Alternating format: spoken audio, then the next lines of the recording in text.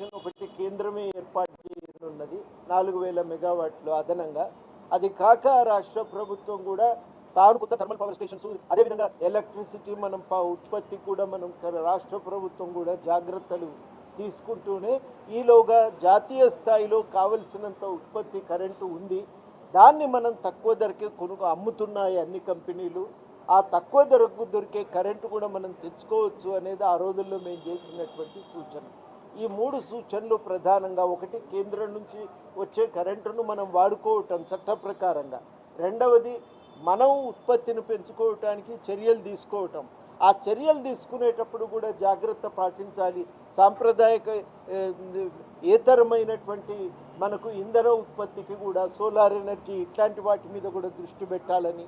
మూడవది ఏంటంటే జాతీయ స్థాయిలో మిగులుంది, మనకు లేదు. ఆ జాతీయ స్థాయిలో ఉన్న మిగుల్ని మనం తక్కువ ధరకే కొనుక్కొని మన అవసరాలను మనం తీర్చుకునే ప్రయత్నం చేయవచ్చు అనే 3 సూచనలు ఆ రోజుల్లో చేయటం జరిగింది. మీరు అన్నారు కమిషన్ ఆఫ్ ఎంక్వైరీ వేయవచ్చునా అని. ఇంతకుముందు ఒక ప్రశ్న, మీరు కమిషన్ ఆఫ్ ఎంక్వైరీ వేయటానికి ఇది ఆటంకం అనేది కానే కాదు. వాళ్ళు కమిషన్ ఆఫ్ ఎంక్వైరీ తీర్పు మీద అప్పెలేట్ ట్రిబ్యునల్ కాదు, ఇది అప్పెలేట్ ట్రిబ్యునల్ కాదు.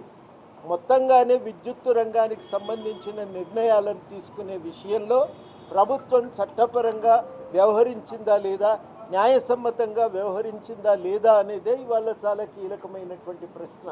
ఆ ప్రశ్నకు కావలసిన సమాచారం రాబట్టుకునేటువంటి కమిషన్ ఆఫ్ ప్రయత్నం ప్రభుత్వం చేస్తూ దానికోసమే వాళ్ళు కమిషన్ ఆఫ్ ఎంక్వైరీని వేశారు. కాబట్టి ఉన్న పరిస్థితులను సమీక్షించి నిర్ణయాలకు సంబంధించి వాళ్ళ అభిప్రాయాలను తెలియజెప్పటమే కానీ ఇది ఇంకొక ట్రిబ్యునల్ మీద వాళ్ళు వ్యక్తం చేస్తున్నటువంటి నిర్ణయం కాదు. ఇది అప్పీలేట్ ట్రిబ్యునల్ కానే కాదు.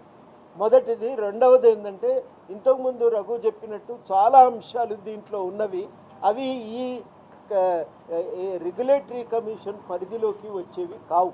ఈ 2 కారణాలను మనం దృష్టిలో పెట్టుకోవాల్సిన అవసరం.